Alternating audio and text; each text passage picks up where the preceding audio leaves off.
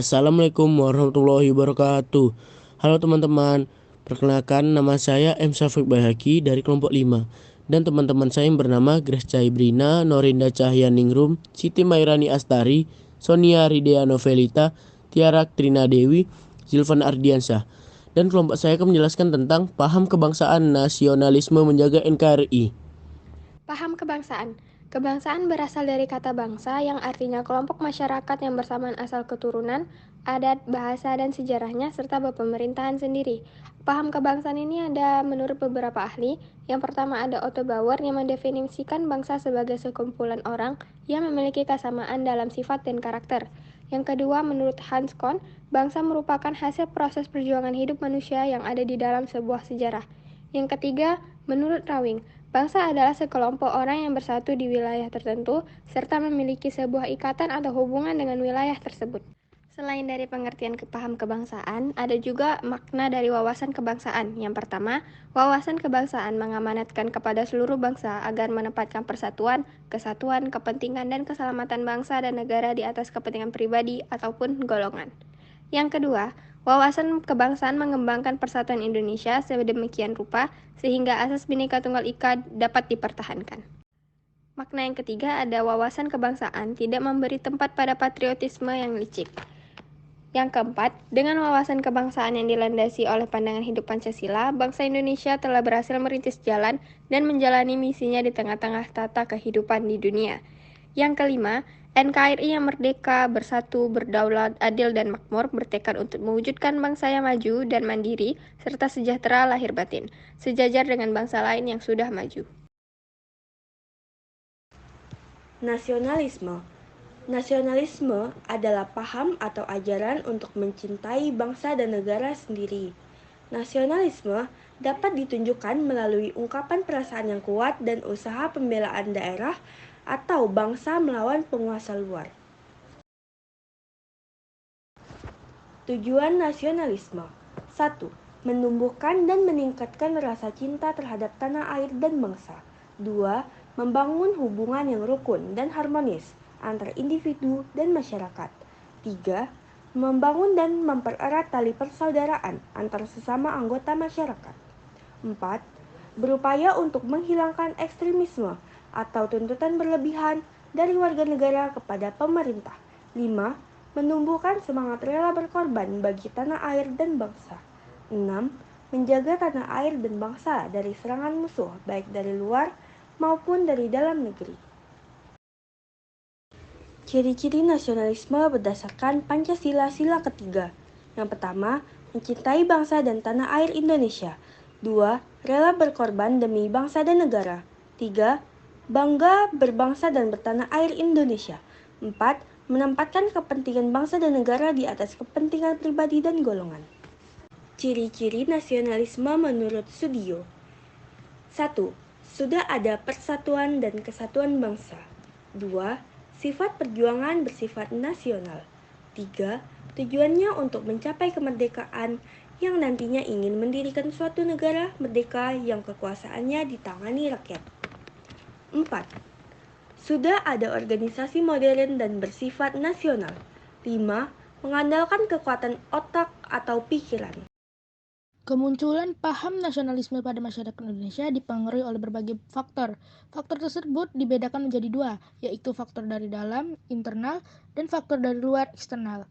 Faktor dari luar bisa berupa munculnya paham-paham baru, kemenangan Jepang atas Rusia, dan perkembangan nasionalisme di berbagai negara. Sedangkan faktor dari dalam bisa berupa kenangan kejayaan masa lalu, munculnya golongan cendekiawan, perasaan yang sama dan penanggungan dari penderitaan dan kesengsaraan.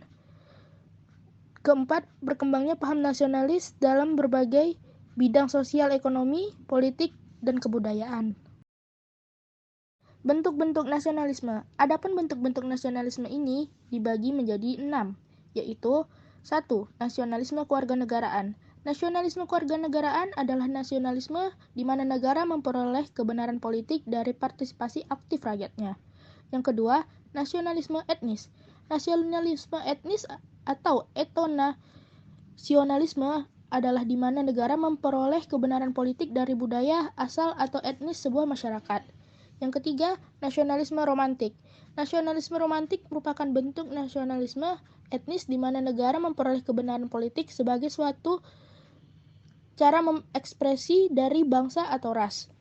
Keempat, nasionalisme budaya. Nasionalisme budaya ditandai dengan kebenaran politik dari budaya bersama, bukan dari sifat keturunan, warna kulit, ras, dan sebagainya. Yang kelima, nasionalisme kenegaraan. Nasionalisme kenegaraan ini merupakan variasi dari nasionalisme kewarganegaraan. Yang keenam adalah nasionalisme agama. Nasionalisme agama terbentuk karena negara memperoleh legitimasi politik dari persamaan agama. Adapun contoh sikap nasionalisme di lingkungan kita sehari-hari dimulai dari keluarga. Contoh sikap nasionalisme di keluarga adalah membantu orang tua, mendengarkan nasihat orang tua, bahkan menjaga nama baik keluarga.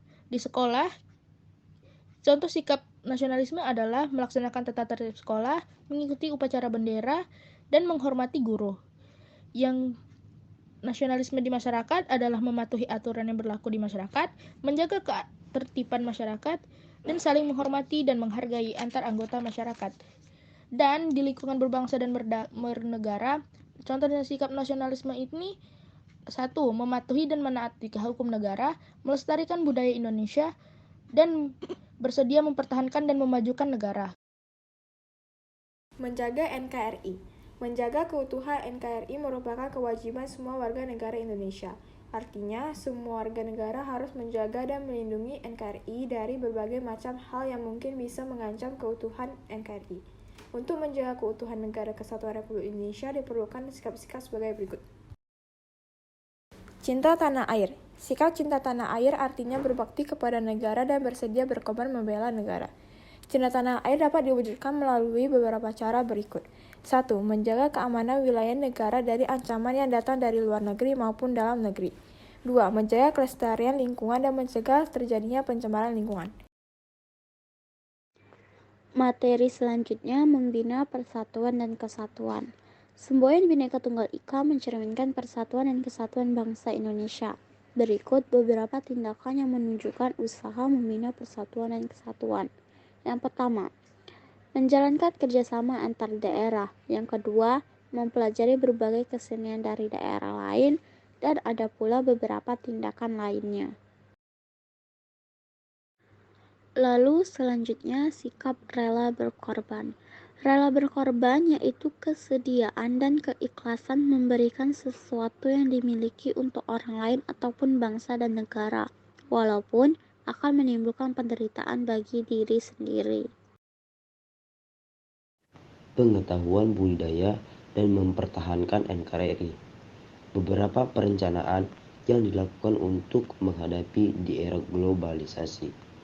1. Kesiapan SDM, terutama dalam pengetahuan dan kemampuan yang dimiliki.